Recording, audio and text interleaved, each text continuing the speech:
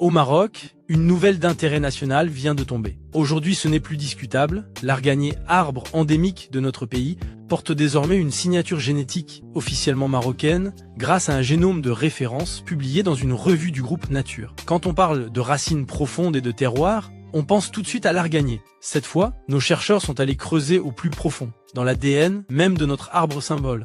Oui, je sais, certains vont penser que j'exagère. Mais quand il s'agit de vanter les trésors de notre terre, surtout un arbre dont l'huile est connue jusqu'aux quatre coins du monde, je pense qu'on a le droit d'être un peu fier.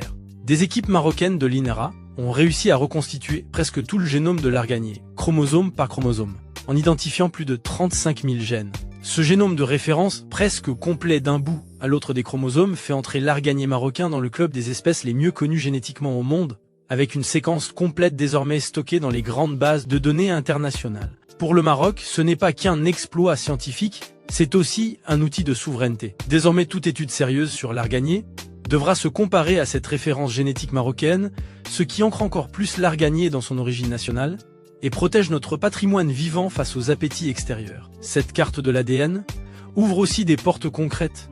Mieux comprendre pourquoi l'arganier résiste à la sécheresse, repérer les gènes liés à la qualité de l'huile, sélectionner des arbres plus adaptés au climat futur et au programme de replantation.